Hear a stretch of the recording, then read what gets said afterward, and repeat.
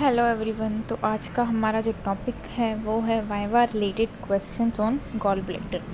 तो सबसे पहले जो सवाल है कि what are the functions of gall bladder. तो 3 फंक्शंस होते हैं: storage of bile, concentration of bile and mucus secretion. तो SCM और SMC means storage, concentration of bile and then mucus secretion. इसके बाद हमारे पास है what is the blood supply of gall bladder. Blood supply gall bladder की क्या होती है? सिस्टिक आर्टरी जो ब्रांच होती है राइट हेपेटिक आर्टरी की। उसके बाद हमारे पास आ जाता है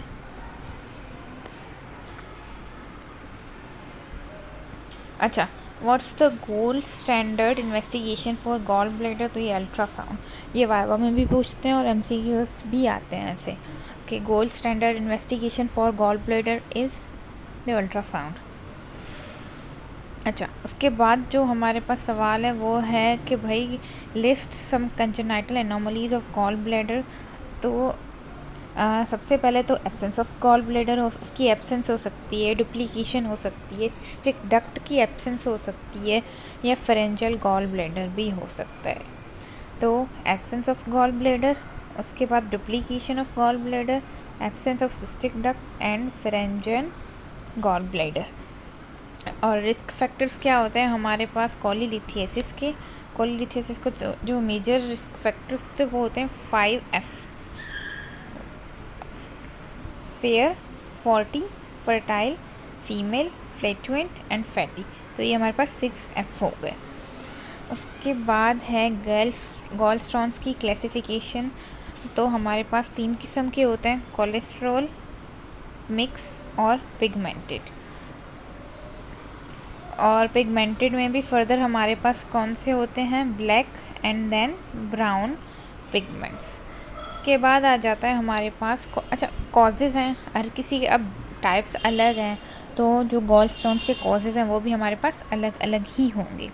तो जो कोलेस्ट्रॉल स्टोन है उसका जो मेजर, उसके बहुत सारे कॉजेज़ होते हैं, तो हम उसको डिवाइड करेंगे मेटाबॉलिक, स्टेसिस और इन्फेक्शन की वजह से। ये चीज़ें होती हैं, इनकी वजह से हमारे पास जो है कोलेस्ट्रॉल स्टोन्स बन सकते हैं। सबसे पहले मेटाबॉलिक कॉजेज़। मेटाबॉलिक कॉजेज़ में क्या आता है हमारे पास? वो फैक्टर्स जो कोलेस्ट्रॉल को बढ़ाएं, ठीक, या बाइल सॉल्ट्स को डिक्रीज़ करें। अब कोलेस्ट्रॉल इंक्रीज़ क्यों होता है हमारी बॉडी में? मतलब कोलेस्ट्रॉल है वो बढ़ा हुआ होता है कुछ लोगों का, तो वो क्यों होता है? सब उसके बहुत सारे कॉजेज़ हैं हमारे पास, जैसे एज, ओबेसिटी, प्रेगनेंसी और हाइपर कोलेस्ट्रीमिया। ये 4 कॉजेज़ मेजर हैं जिनकी वजह से कोलेस्ट्रॉल हमारे पास बढ़ता है। या अब 2 कॉजेज़ हमने पढ़े थे, या तो कोलेस्ट्रॉल इंक्रीज़ होगा या तो बाइल सॉल्ट्स डिक्रीज़ होंगे। अब बाइल सॉल्ट्स की जो कम हो रहे हैं उनका रीज़न क्या है हमारे पास? उसके भी 3 ही रीज़न हैं कि एक तो मैलएब्जॉर्प्शन सिंड्रोम है, उसके बाद इलियक रिजेक्शन या डिजीज़ ऑफ टर्मिनल इलिया। मतलब सारी ये GIT की डिजीज़ेज़ हैं जिससे क्या हो जाता है? बाइल सॉल्ट्स डिक्रीज़ हो जाते हैं। अब एक कॉज था हमारे पास मेटाबॉलिक, दूसरा जो कॉज था वो क्या था हमारे पास? स्टेसिस। तो स्टेसिस की वजह से कोलीलिथियासिस क्यों होगी? क्योंकि स्टेसिस की वजह से क्या होगा कि वो वहाँ पर फॉर एग्ज़ाम्पल कोई भी चीज़ जमा हो रही है तो वो जमा होकर एक स्टोन फॉर्मेशन कर देगी, तो इसीलिए स्टेसिस भी हमारे पास मेजर कॉज होता है। अब स्टेसिस का रीज़न क्या होता है? सबसे पहले तो ट्रंकल वैगोटोमी, टोटल पैरेंटल न्यूट्रिशन है, या प्रेगनेंसी। ये तीनों हमारे पास कॉजेज़ होते हैं स्टेसिस के। उसके बाद आ जाता है इन्फेक्शन। तो इन्फेक्शन इतना प्रूफ नहीं हुआ, बट ये हुआ है कि भाई इन्फेक्शन में भी कौन सा बैक्टीरिया ज़्यादातर करवाता है? H. पाइलोरी बैक्टीरिया जो होता है वो हमारे पास इन्फेक्शन करवाता है, जिसकी वजह से गॉल स्टोन होने के चांसेस ज़्यादा होते हैं हमारे पास।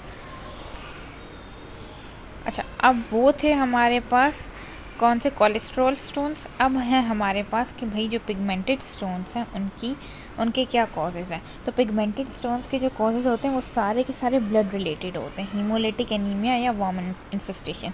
हीमोलिटिक एनीमिया हो गई। हीमोलिटिक एनीमिया में हमारे पास megaloblastic, sickle cell, G6PD, auto immune haemolytic anaemia, hereditary spherocytosis हो गई, हेरिडिटरी लिप्टोसाइटोसिस हो गई या थैलेसीमिया। और उसके बाद जो वर्म की इन्फेस्टेशन होती है उसमें भी कौन कौन से वर्म्स होते हैं हमारे पास, एक एस्करिस और दूसरा साइनेसिस।